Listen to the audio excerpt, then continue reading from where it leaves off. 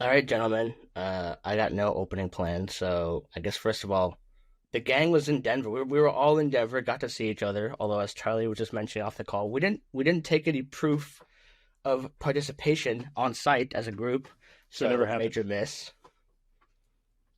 So it never happened. Denver was a We vibe. Totally. Denver was super dope. Speaking of which, did you guys get the post conference itis that was going around? I avoided it. Nope. I Yeah, got a little sick. It didn't set me back too far, but yeah, I got a little sick. Some other people were like put on their ass, but I don't know. Winners stay winning. I've got a healthy immune system. I got 10-day COVID right before I went to that, so I think I was just exercised enough Okay, that my you're body patient wasn't having it. zero is what I hear. Well, I mean, it was weeks before. So, yeah, I don't know what I just said, but it was like it was not like I got better the day before I went to Denver, you know. But maybe I was carrying it, just not showing symptoms. Yeah, I could have been. You're welcome. Yeah, you were the super spreader. Probably wasn't the other 100 sweaty drunk people in that basement. It was probably me. Yeah. No, or Denver was super super dope. What was your guys' favorite part? I think the house was my favorite part. Although Bitcoin Renaissance was amazing, I think the house was the vibe, especially that first night, which was like everyone was just like coalescing there. Yeah, dude, that was really fun. I think the most exciting part about ETH Denver, just in general, like if we're going to call that whole thing ETH Denver, was that it was so much more. It wasn't just multi-chain on the Ethereum side anymore. There was a pretty strong Bitcoin presence, and there's never been a Bitcoin presence that I've seen at ETH Denver before. That was like, and it wasn't small. It wasn't like a few people who cared. There were two pretty major productions, being the House and the Renaissance.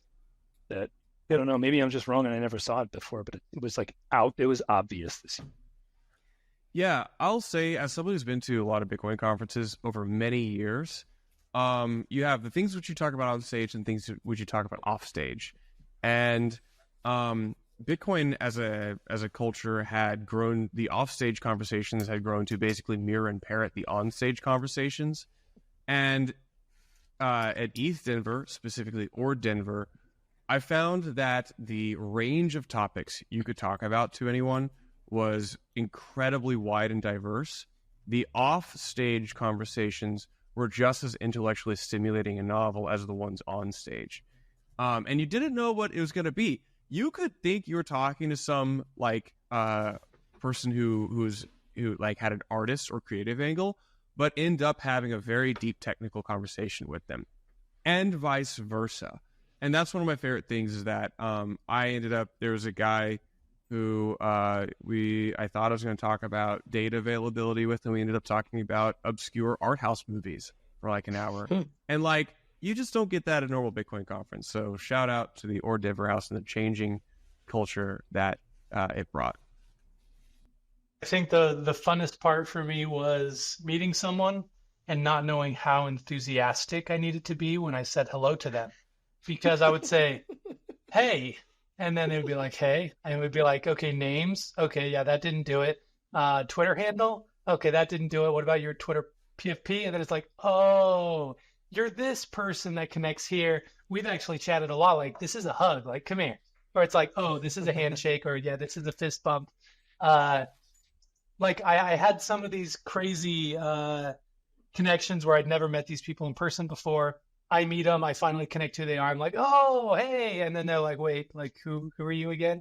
And I'm like, oh, I'm Bob Bottling. And they're like, oh, you're that Bob. And then yeah, like I don't know, like 20 times every day, just bumping into all of my amazing internet friends. You can't beat that. That's Web3, baby. Yeah, they need to make like you add your name, maybe you add where you work on your like placard, but then like a picture of like just like a screenshot of like the top of your Twitter profile and have it be on your lanyard because that's how all of us know Yep. who the hell we're talking to. That's what some NFT conferences do. I think because Paris was right before this, and I saw one of the badges from Paris, and I don't think they even had like docs name slot availability. It was just your PFP and your Twitter handle. I Yeah. think that's fine. I answer equally to my Twitter handle as I do my real name. In fact, I almost prefer it just for continuity. I don't know if my pass had my PFP on it. Maybe someone just did that. Maybe someone like printed their thing out and put it on the pass. Unless maybe I just wasn't paying attention. No, actually at NFT Paris, they give us wristbands.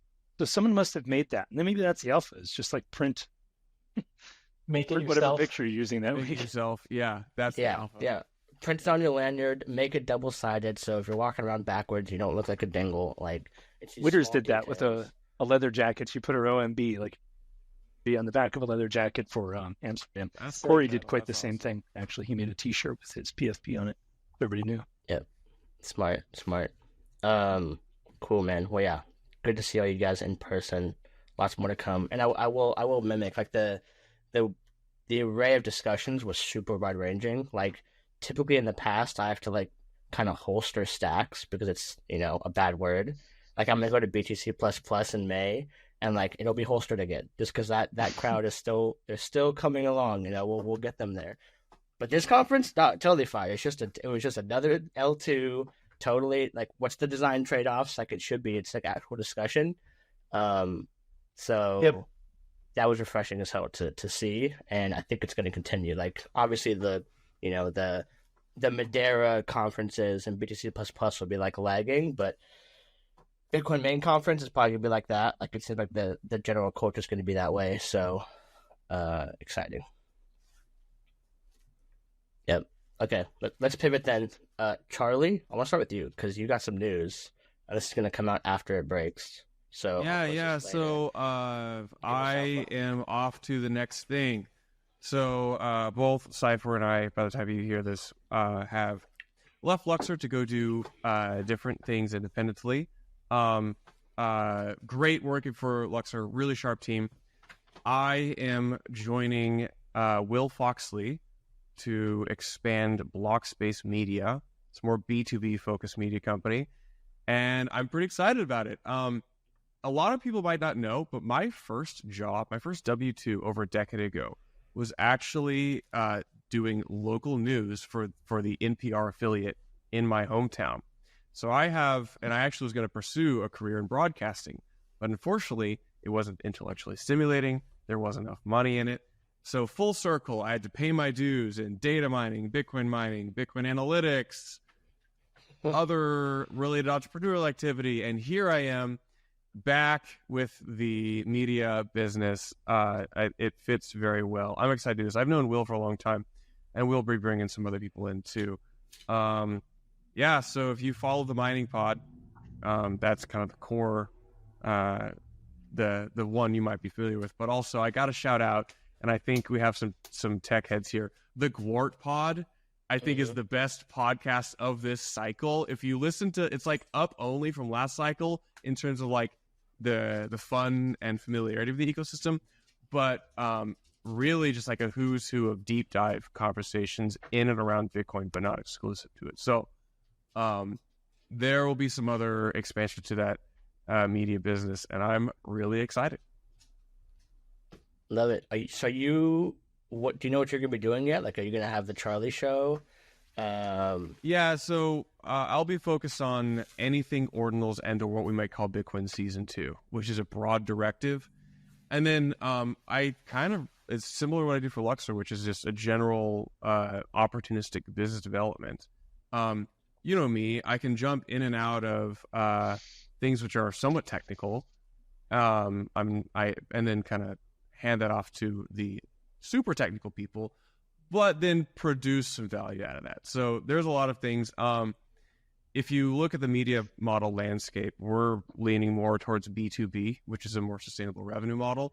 There's not really like a good B2B publication that's Bitcoin focused in right now. They're typically owned by larger entities. CoinDesk is owned by It Traded Hands. You've got Blockworks, which is also a larger corporation. And then I don't want to poo-poo some others like Cointelegraph, but you have really a mixed bag of quality content. So this is leaning deep into the vertical of really knowing Bitcoin, tenured Bitcoin experience with an emphasis on mining and ordinals. So there's going to be a lot of things, though. I think this is the other thing is like a lot of these publications are traditional journalists who want to go into crypto.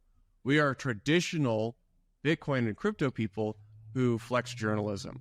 And I think the ecosystem knows and wants this type of like media and product, because like the models which are traditional media have just not really succeeded in this business. I think you have to have industry experience first. So that's our take. That's our angle. I'm excited to have some milestones before the halving. But you're just limited to Bitcoin Season 2. Just limited to essentially everything that will ever be done on Bitcoin in the future. Which is now Bitcoin de facto, yeah. Good luck. Yeah, look, I mean, there's plenty of every new cycle, there's a new media company that rises. Blockworks was last cycle's kind of rising winner. I think we're positioned to do that. And a lot of these companies at a conference, so I wouldn't be surprised to see that sometime in our future as well. Oh, hell yeah! No, I love it. I mean, it's definitely the tone you'll have from being Bitcoiners first, and then happen to learn how to write and talk and all these things, like build out a brand. Will give you a good perspective. And I had another thought, but I just lost it as I was talking, so we'll just scrap that. So cool, man. Congrats on that. That's exciting. And I've listened to Will's pod and Gord's pod. Both are fantastic. So yeah, I think you guys are gonna crush it. Cool. Then let's pivot. I want to talk about BRC20s because we were in the oh yes, hell yeah. And Bob, I don't know how well people know how much I hate BRC20s, but I definitely am not a fan. You know, I like adoption coming to Bitcoin. Big market cap is cool for them to go up, but I bought them like exactly 2 BRC20s, and they're both like I can't even move them because I'll just lose money on fees. They're that uneconomical. Is that why you don't like them, because of the friction? Yeah, for sure. I think they make zero sense as a standard compared to like going up to an L2 or waiting for runes. But can I make like a really brief statement here that I agree with you? And I want to say that like we have roads and we have motorcycles, right?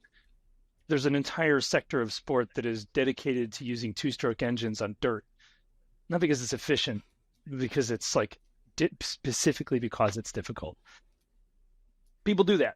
That's all I'm saying. People do that. They like doing it. They continue to do it. It's a massive industry. I think it's stupid too, but when they were first, before there were roads, there were dirt bikes and dirt paths, and you had to go on them to get from A to B, and that's what BRC20 is. It's the dirt road and the 2-stroke motorcycle. And people still do it, and it's still like its own thing. You know, there's all kinds of like we'll set up barriers just to be able to hop over them as a species. So 100%. I think this just. I think we need a different analogy. I'm going to use, let's say you walk out of your door and there's a McDonald's right next to your house. Just really delicious cheeseburgers whenever you want. Now let's say 3 blocks away, there's like a really fancy burger joint. And you could go there too, but you end up going to McDonald's most of the time because it's so easy to just get a burger and feel the joy of McDonald's in your life. And it's especially when you have kids and, you know, your life is really busy and it's hectic. You don't want to have to wait and go somewhere else. You just want a burger and you're just going to grab it because it's so easy to just go and grab the burger. That's the argument for runes. That's the argument for BRC20. It's always been so easy to mint BRC20s. But it's so insanely difficult to transact. Yeah, the only thing I took from that analogy is that McDonald's is bad for you. BRC20s are bad for Bitcoin. That's the only thing I got from that analogy. UTXO blow. Yeah, totally. 1,000 years in the future, we should be doing this. We also shouldn't be racing 2-stroke motors because they blow oil into the atmosphere. So I don't know. It's human. It's so easy. It's so easy to mint, so easy to acquire, and so hard to sell. What else do you need for the perfect token? Go up. That's all you need. That's so easy to get and so hard to get rid of. They're successful because the friction to sell it is so hard. That's actually a good bull case I've not heard before. Well, so look, I mean, you know that so Unisat pulled back and said we're going to play ball with the OPI Indexer L1 Foundation. going to use the OPI Indexer. I'm not sure how to pronounce it. OPI Indexer, OPI Indexer. The Indexer, they're all going to use. It's open source. This allows the, whether you want to call them cartel or federation or critical mass of consensus, to comparatively frictionlessly make changes to the protocol. I've talked a lot about this. You know, I talked a lot about this with the BRC20 standard, which is basically just a strict improvement on it. But like, it's very obvious that for these standards and meta protocols to improve and become less stupid, they will have to add functionality and feature set in ORT, because they start to break really quickly on chain. It gets way too expensive to do anything on Bitcoin in a high fee environment, and these are as small as they are, even though they're JSON, like they're still like a lot of bytes, so you can't transmit or transact like smaller amounts of these tokens. So I think I was glad to hear that there appears to be agreement between the parties who kind of make the decisions of the OPI Indexer that they want to improve the functionality of the standard. I think this is good. I think this is important for the standard to stay relevant in the face of runes. Yeah. Yeah, and I would. Yeah, go ahead. No, you're fine. Go ahead. I was just going to say this kind of lays the foundation for what comes next, which is what I'm calling BRC20 2.0. This is still like not a lot of people are talking about it, but it is okay to talk about. BRC20 2.0 is basically going to solve all of the problems that you think exist with BRC20 right now. BRC20 2.0, this is a Bob Coins term. They were going to call it like the financial module for BRC20, and I was like, no way, this is BRC20 2.0. So BRC20 hasn't had an upgrade since the beginning. It's just been a straight standard, and everyone has been complaining because they haven't innovated. There's no airdrop functionality like you can do with Tap. There's no other kind of more advanced liquidity pool or staking or like any kind of functionality there. So the idea with BRC20 2.0 is there's this programmability module. So you take an EVM smart contract, you inscribe that EVM smart contract to Bitcoin, and now you can run arbitrary EVM code on your BRC20s. So the indexer will go through, and now with your BRC20, you could like attach a smart contract ID of sorts, like an inscription ID for your smart contract. The indexer is now going to look for those, pull in that EVM code, execute that EVM code for your BRC20, and then that will then update the L2 state.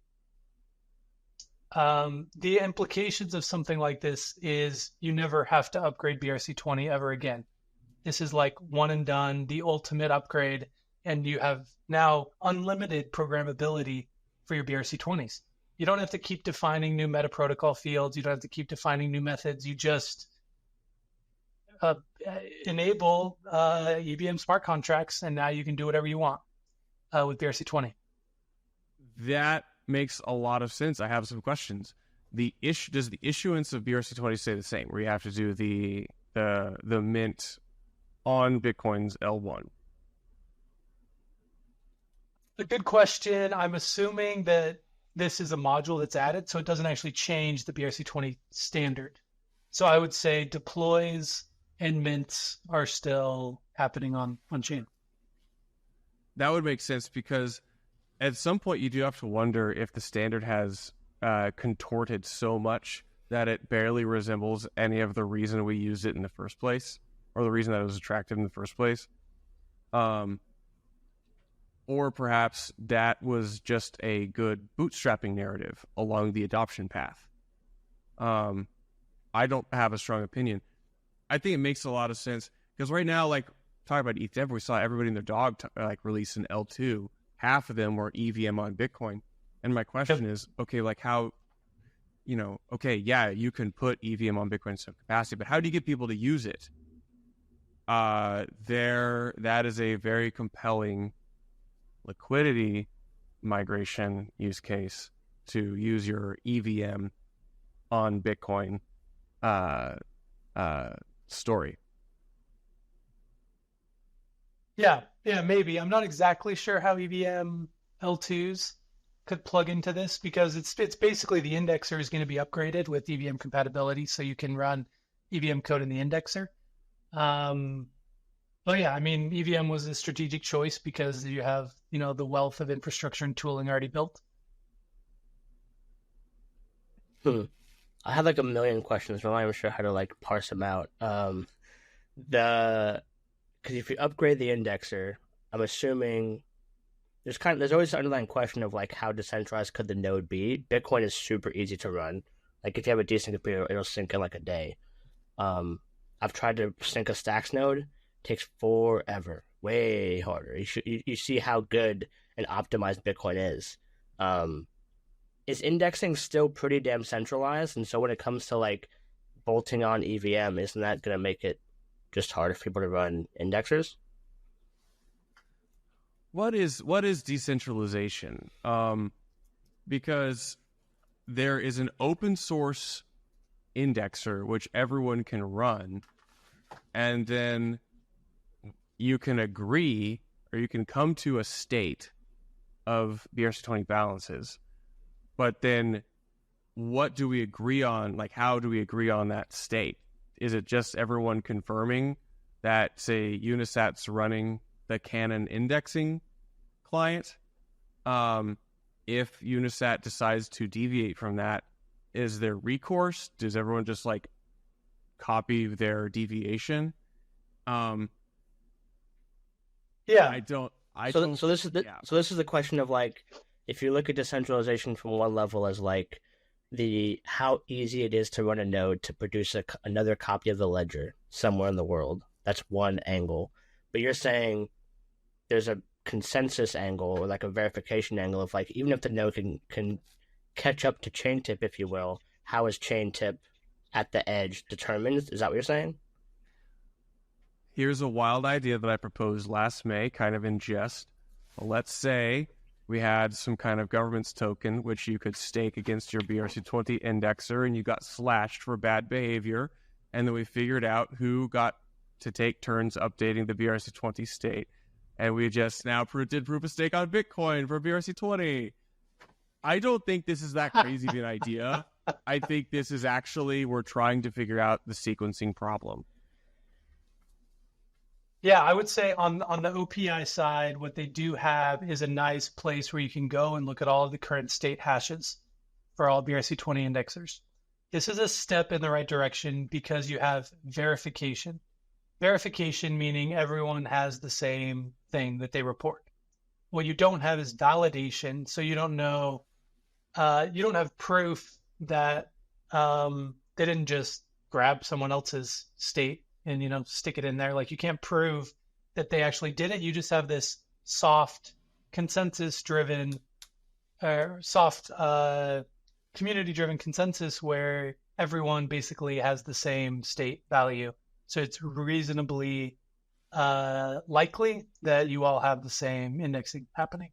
This is like a soft step towards decentralization. It's not all the way, but it's better that we can at least verify that everyone's on the same page, and that we have an open source implementation of the indexer. I would say BRC20 is much more decentralized today than it was 2 months ago. And I think it will probably mimic more of like a federated model going forwards, which I don't think is that bad. Yeah, that's what popped up in my head too, is like proof of stake makes sense as far as like it allows open membership. As long as you have capital, you can get into the governance structure. The only other alternative, really, if you're not going to have proof of work, is federations for the most part. So you kind of have those two. So it's making me question, like, proof of stake but on Bitcoin sounds, now it's semi-acceptable, even though up to this point a year and a half ago it was like, that's recreating fiat, it's elitism, it's all these things. So it's just kind of like the war of two worlds, where it's like Liquid's been doing a federation forever, and they've been poo-pooed, but now we're using it in these L1 things because it's the L1, because it's cool, and because we're on the bleeding edge.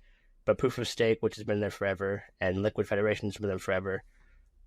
These are not new, but they've just been rebranded like at some level. I know this is gonna get clipped, but I don't think proof of stake is like this bad boogeyman thing. I think it's a pretty compelling, robust way to come to consensus. I don't think it's the way you define consensus for Bitcoin, the most important blockchain. But I think you can come to consensus around important things like, say, token state for a decade or two on Bitcoin. It's not something I'd want to like bet on a 50-year time horizon, but I think novel consensus mechanisms should be explored. Once we have proof of stake securing indexers that can run EVM code, we're basically building Ethereum on Bitcoin. ETH is the L2, baby. Solana's the L2 and Ethereum is the L2 of Bitcoin. There's your multi-chain thesis. My brain hurts. Because once you have proof of stake, you're going to want to accrue value to that token. So you're going to want some EIP 1559. You're going to want some BRC20 cost to actually transact on the protocol. And that's EIP 1559. And you're going to want to start to do batch transactions for BRC20, which is like a sequencer. So now you have, a sequencer that's collecting batch transactions and sticking them all on Bitcoin. Now you got a roll up of sorts. I mean, we're just building a blockchain on top of a blockchain. do we think that the new sexy BRC20 will love that? Did you see the one earlier too, where I had a pen in my hand and it just made like a thumbs up emoji? Is this a setting that I have enabled? You're being punked right now. Nobody else has it. I have it. Oh, I got it. Let's go. Hey. Let's go. Okay. Anyways, do we think does the new sexy BRC20 2.0 take away from the runes narrative? I think a lot of the runes narrative has to do with the person who put it together and the fact that it doesn't leave behind UTXOs, which are both still true advantages. With BRC, yeah, sorry, Charlie, you go. No, I'll go. Okay, I think one of the if you're trying to think long term, which of these is going to be easier to scale on a layer 2? And right now, Runes is much better suited for that. On a short term, I think it's entirely narrative driven. So right now, Runes in the driver's seat of the narrative, but we know how these things can play out, and that if the narrative shifts to BRC20, if you can introduce a narrative catalyst in the BRC20 2.0, that seems like a very compelling bullish case for it. Just wait until you accidentally burn all of your runes tokens because you forgot to include the specific transfers or tokens in your UTXOs. That's going to be a fun narrative. Essentially, you can hold a whole bunch of runes in the same UTXO, but in your transaction, you have to specify what to do with those tokens. Early on, it was if you didn't do anything with the token, it would just be burned. Like the transfer wouldn't succeed, and because it's UTXO based, you have a new UTXO. So now your runes tokens are not in this UTXO because you didn't tell the previous transaction what to do with the runes token. So you could have a whole wallet of runes tokens in a UTXO, and if a website accidentally creates a bad transaction for you, you could lose all of your runes in one Bitcoin transaction. Now, Casey calls this like the rolling runes bounty, where you actually send them all out, and then they just begin to like snowball within that UTXO. There's gonna be a lot of runes. There's gonna be some people who fuck up some runes transactions, just like because you can spend as fees if the wallet, yeah. like you know how Unisat spends inscriptions, like you can Imagine spend a whole on balance in one UTXO by accident. So does that move? So Does that people move are going to most of the user flow to the wallet then? Because I saw Xverse announce the Runes testnet today. So like, there's going to be new tick boxes when I'm sending runes to make sure I don't F something up. Well, and as a provider, you're probably going to want to have separation of tokens. Like you're not going to want to put all the tokens in the same UTXO because that's crazy. You're going to want to have a hot UTXO and a cold UTXO. You're going to want to have different UTXOs for different tokens. That's the downside of runes. Like I think there are going to be some limitations in what you can do, and it's going to be a fairly rigid protocol, I think. And so I don't think runes is the silver bullet for Bitcoin DeFi. I think a lot of people love it because Casey's doing it. But with the BRC20 2.0, you have this crazy flexibility of basically doing any compute you could ever want on BRC20. There are even ways to do start doing some batching. So I think BRC20 makes a comeback because runes won't be able to do everything that people want it to do. There will be limitations. There will be a ceiling on kind of the functionality you have. So I like that take, Bob. Here's my spicy, goofy take. It's been a little bit of an industry joke that Xverse separates the fungible and non-fungible balances within the app when you don't really need to. Maybe it was actually a Gigabrain play because now they can have fungible ordinals and runes addresses. I was just going to ask if there was going to be a nested SegWit separate side, just a different BC1Q or something like that specifically for runes. I don't really know. One argument to back up Xverse here, if you have ordinals that are not indexed currently, they're indexed somewhere, but they're not indexed in your wallet. The reason why you separate your addresses is because you don't index them, but someone else does, and so they send it to their ordinals address, and now you're guaranteed to not spend it as fees because it's sitting in an address separate from your fees. So from an indexer perspective, it's actually smart for Xverse to do something like that. That's just the use case for why it's nice. It's like an extra backstop against. It's just like indexer misalignment backstop, and it works pretty well. It makes it really hard in troubleshooting, but yeah. Yep.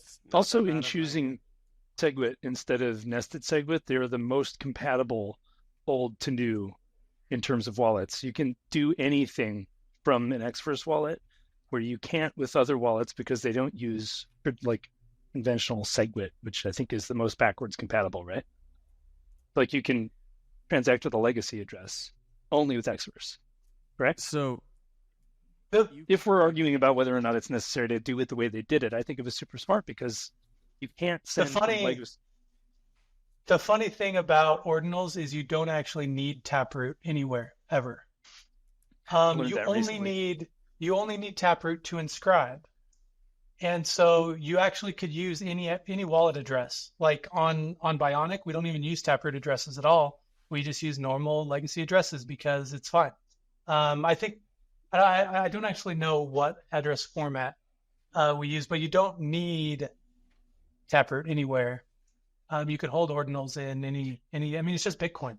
You know how I learned that? I learned that because I drew a picture of a hamburger and I wanted to send it to Jeremy Rubin.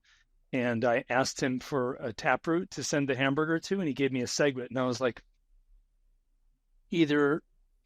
clearly we know the answer to this. Either he doesn't know the secret that he needs a Taproot address, or I don't understand Bitcoin. And it's probably the latter. And it turned out to be the latter. I learned. Yeah,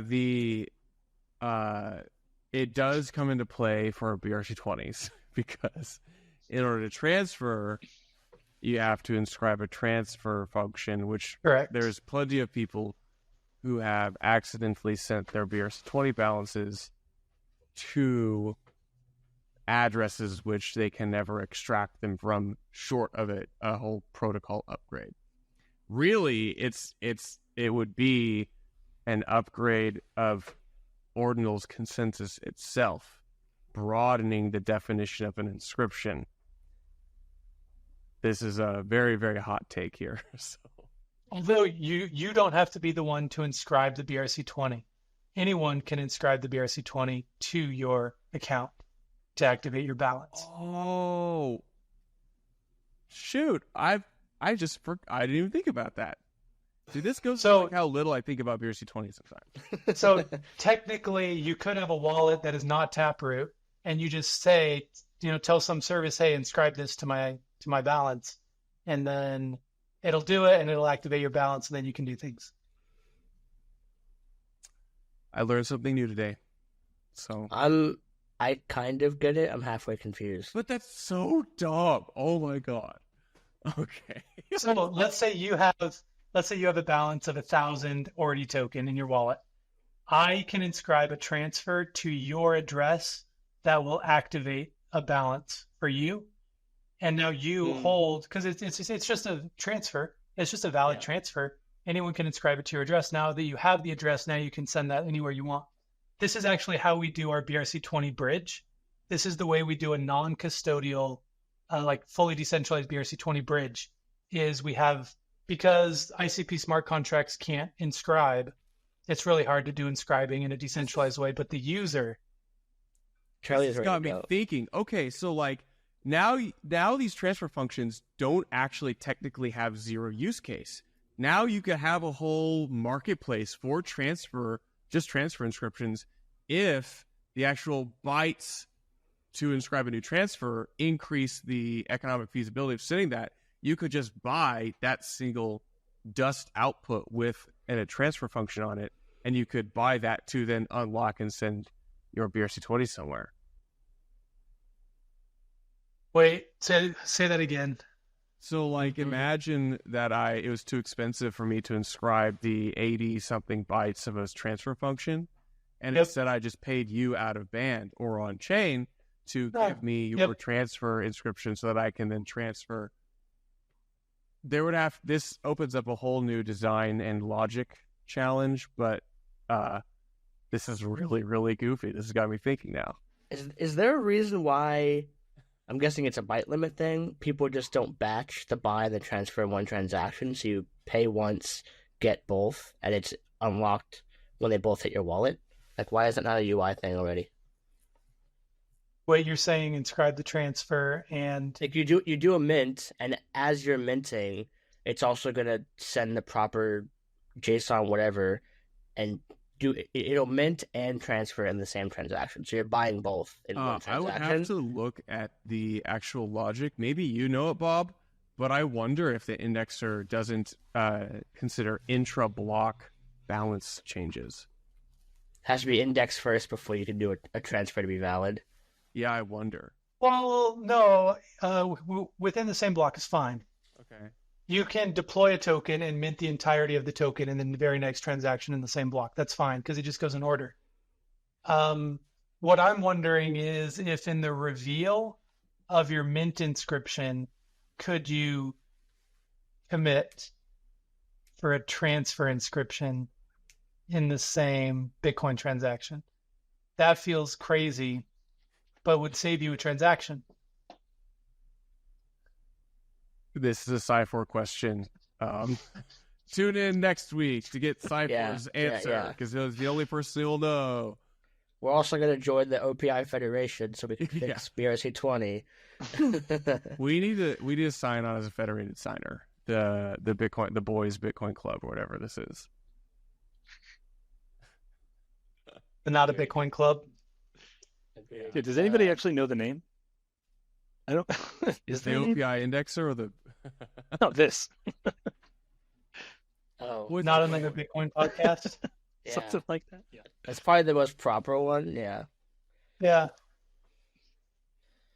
Oh, we went down a BRC20 rabbit hole. Dang. We did. That was actually good. I learned a lot. Yeah, I didn't know what BRC 2.0 was at all until today, and I still don't fully understand it. Yeah, I'm also still at a high level. I'm probably still pretty like I'm thinking longer term in like 1,000 sat vbyte normal environment, and I think most of the stuff on the L1. I mean, the ordinals kind of do this from the jump of like inscribing on Bitcoin's effing expensive, so it's going to become a luxury item sooner than later. You think 1,000 is going to be normal? You think the comma is going to be there permanently? Really? I do for sure. Shit. Yeah.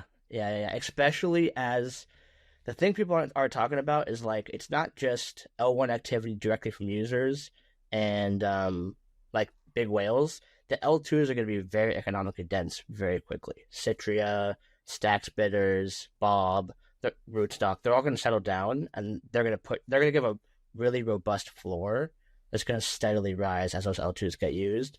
And it's kind of a feedback loop. As the L1 gets expensive, the L2s get used, and it's just like this. It goes like this. So I don't know. I think most of the stuff when it comes to tap and track and whatever, yeah, I get made fun of by my wife for talking my hands way too. No, I love it. But I think clear. You're being clear. Yeah. So I think the way that the Ordinals crowd sees digital artifacts as luxury items in the near future, I can't imagine fungible tokens don't go the same way. Like there's gonna be big balanced fungible tokens and then a bunch of uneconomical ones, and they'll have to go to an L2 sooner than later. So I don't know. Also, I was saying it's like if the game or the ones which are most compelling are the ones which most naturally fit into some kind of L2 scalability, which is why Runes. It's actually why Runes appeals to me more because it's UTXO based. It actually you don't have to kind of fit it into some kind of scalability model. It naturally you can lock a UTXO, and that UTXO is your it just fits right into the various layer 2 scalability options like Lightning or Mercury layer, like a state chain. Totally. Yeah, I use L2 loosely because I know Bob says there are no L2s. May I ask a quick question? If you look back at, I didn't even wait for you to answer. I guess I'm just going to do it. If you look back at fees in the past when Bitcoin was worth under $20,000 per, not that we should be measuring Bitcoin in dollars, but you know what I'm trying to do here. Fees were like high compared to now in sats because sats were worth less than they are now. So like in my head, if we extrapolate that, even if the network gets busier, one sat is going to be so much more valuable shortly than it was before. Thereby, the USD fees might be the equivalent of current modern day, like 1,000 sats per VByte kind of here and there. Wouldn't that look more like 300 sats per VByte in that time frame? Like if Bitcoin hits $1 million, then who cares what the fee rate is? It's going to be expensive to transact on Bitcoin. Right. And then fewer people will do things because the cost will be too high. Thereby network traffic will reduce, or at least effectively in a way. It just feels like it's always going to be as low as it can be. And 1,000 seems really high, especially when Bitcoin's, $1 mil or, 100 million, right? If it's a sat per dollar, like $1,000 a transaction just seems absurd. But maybe that is the future. I don't know.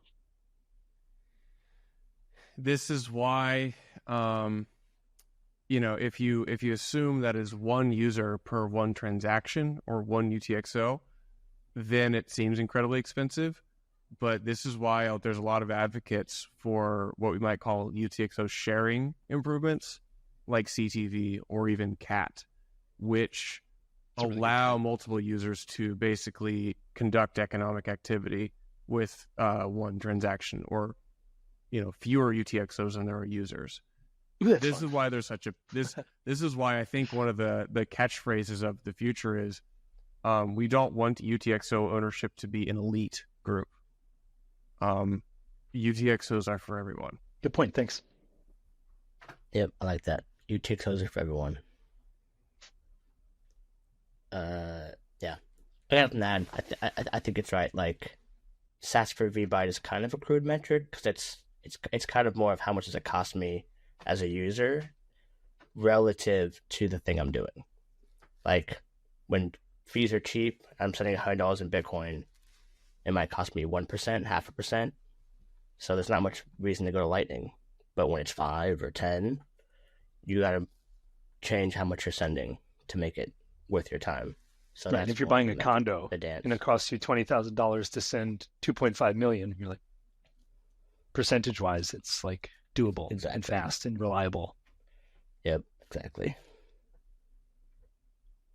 Cool. Any last thoughts, guys? I mean, we're coming up on time. Anything else to throw on?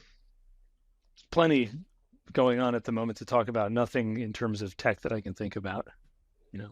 I've reached, I would describe it as, you have inbox escape velocity, but I've reached ordinal's commentary escape velocity.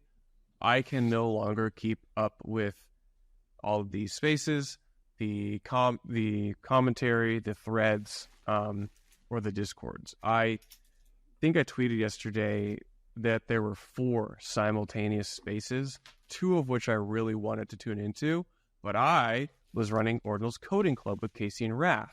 So it's like, I think this is good. This is healthy for the ecosystem. It means that it's probably time to figure out how to optimize your information stream so that you don't go insane. So this is the perennial case that happens in a bull market. You have to either trade brain cells for you literally spend brain cells, or figure out how to narrow your information diet. So one of the I've been thinking that a lot this week. This week has been a maelstrom, firestorm. Stack sats and prioritize mental health. Yeah, I mean, the answer is pretty clear. You listen to Build on Bitcoin, you listen to Not Another Podcast, and you listen to Blockspace Media, and you pretty much get pretty good coverage, maybe some Bob Bodley threads. I think you're Gucci. Get a bigger monitor, too. I can say this from personal experience. Did you get one? Speaking of which, this dude bought, just for context, people, he was at East Denver. He was at Bitcoin Renaissance shopping for that monitor, just on Amazon. Like, should I just blow a few G's? Yeah, I'm gonna do it. It wasn't that. It was like $700 because it's an LG Ultra Gear, not a Samsung whatever, and it's still 5240 or whatever by 1440. It's still a bit pixelated, more so than like a Retina screen, but you can like lay everything out and you don't have to like bit your windows apart, pick the one you want to get back to. You don't have to waste all the time doing that. It does require a different level of organization, but so far it's helped me a lot, I think. Love it. New internet, new screen, new Donnie in Puerto Rico. Yeah. It's wider than movies, though, which is a little confusing because, like, so the screen's this wide and then the movie's this wide. And I'm like, yeah. Is there like a way we can do this better? I don't know. If I had to redo this, I wouldn't buy an ultra wide. I would just buy a wide monitor because, frankly, this is a bit much. But yeah, don't know till you know. What? Okay, I'm gonna add one teaser for the people for next episode. I'm trying to get Matt Luongo from Thesis to join us. First guest on whatever the show is called. OG Bitcoiner, so it'd be exciting. But he said something on stage at Bitcoin Renaissance about fee burning Bitcoin as a viable economic security model. And like in certain circles, that's like heresy to burn this pristine collateral. So I think that's going to be one of the things that we'll jump into is, does it make sense long term to burn Bitcoin to make everyone's number go up? And it helps the security model. Can you briefly recap that so that I know what fee burning? Like, I understand the concept of burning fees, but like, how do you do that on Bitcoin, and why would anybody even propose it? Well, on Bitcoin, it's as straightforward as you just send it to an address that's inaccessible. And so a lot of networks like Rootstock and Stacks have portions of their consensus burn a fee that goes to an address no one can access. And they do it for different reasons, but Matt's point is something like, is a long-term security model of Bitcoin to make number go up for holders or miner revenue? That's like a big debate. And burning Bitcoin, I think, benefits holders more. I think that's his argument. So there's a whole discussion to be had there. But it would do both. If Bitcoin's worth more than fees and block rewards are more money, technically, if less is in circulation. But isn't the halving already like taking care of that for us in the time frame where it's relevant, which is like another 100 and some odd years? Maybe this isn't a conversation for today. But These are the good questions, Donnie. Okay, but I'll end it with this one major question. Why would Rootstock do that? Is it just an altruistic effort, or do they directly benefit by sending? Yeah, I don't know. I don't know on Rootstock. I know on Stacks they have, like, why would any one entity do that? The way proof of transfer works on Stacks, you have these things called reward slots, and there's 2 every block, and you have to have this burn phase to make the reward slots be not front run or something. I don't know the exact mechanism, but I'm not sure on rootstock. I just learned about that from Sergio, who posted on my Twitter saying we burned some fees too. That's all I know. Like I could just sorry. Normally, when you burn, it's because you're increasing issuance. And so the argument could be, rather than cutting the block fee in half, the block subsidy in half every halving, let's stop so we can preserve fees going straight to miners. And to make up for that extra issuance, we now add a burn mechanism on all of these places. So now supply stays 21 million or lower, but we've actually stopped the block subsidy from going down because we've increased burn.